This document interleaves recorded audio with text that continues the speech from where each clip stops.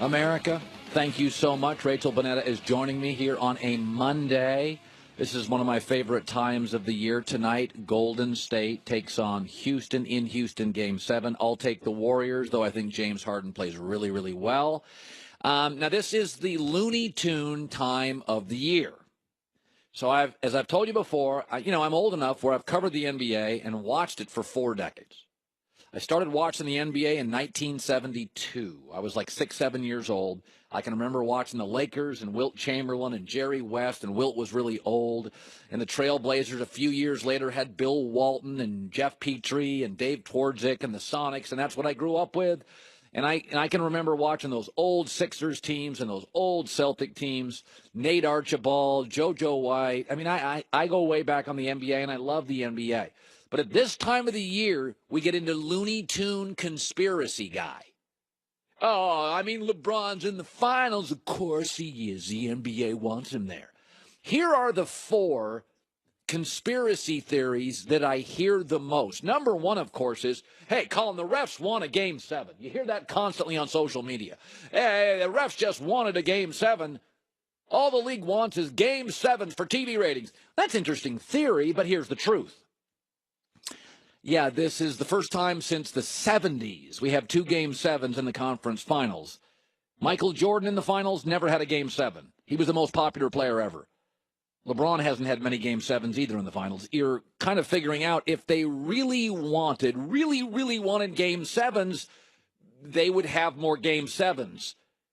This is the first time in like 40 years both conference finals are going to a Game 7. So tinfoil hat nerd, the Game 7 theory doesn't work. Here's the second thing you hear all the time. Well, Boston had no shot because the league wants LeBron in the finals.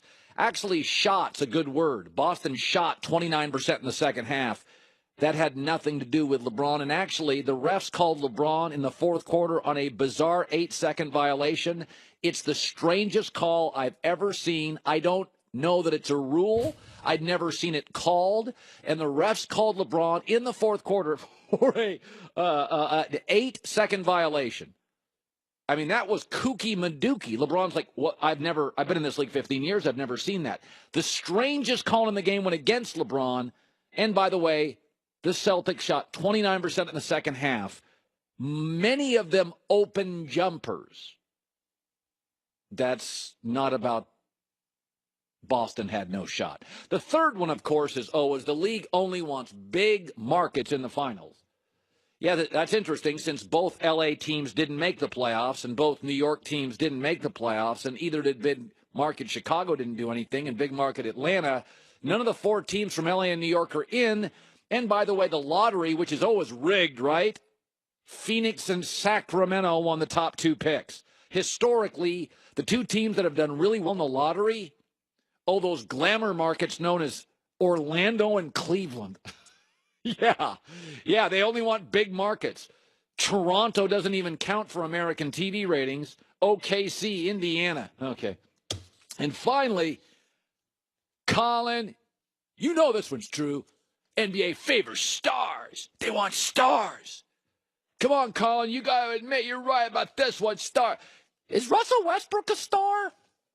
Because last couple of years, he keeps getting bounced out. Yeah, the Celtics had no stars, got to the Eastern Conference Final Game 7.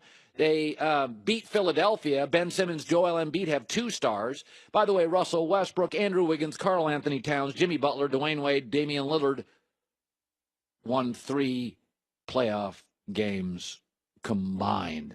Now, Golden State has a chance to make the finals, but they got a bunch of stars, and they're good, and Houston could beat them, and Houston also has 2 stars. And, yes, LeBron could get in the finals with Kevin Love, who's a star. Mostly the league doesn't favor anybody. The stars are better players. That's why they're called stars, and they beat young, paralyzed, nervous, anxious non-stars like the Celtics, who yesterday found out what Game 7s are like against LeBron. He just stays on the floor. He intimidates you. He passes. He shoots. He scores. It should be noted the official for tonight's, this is my favorite part. For those who think the league favors stars, and when you tell people the truth and you do what I just did. Here's their argument. Oh, come on. You've always won an argument when the pushback is, oh, come on. Everybody knows it's true. Do you know who's officiating tonight's Warriors-Rockets game? John, let's tell everybody who is officiating. The guy everybody considers the anti-star official. His name is? Scott Foster. Scott Foster. The Warriors think Scott Foster hates them because they lose when he officiates. James Harden and Chris Paul think Scott Foster hates them. And LeBron doesn't like Scott Foster either. None of the stars in the league like Scott Foster because he calls fouls on stars. He's officiating tonight. Coming up next, so excited, Rachel, but at a joining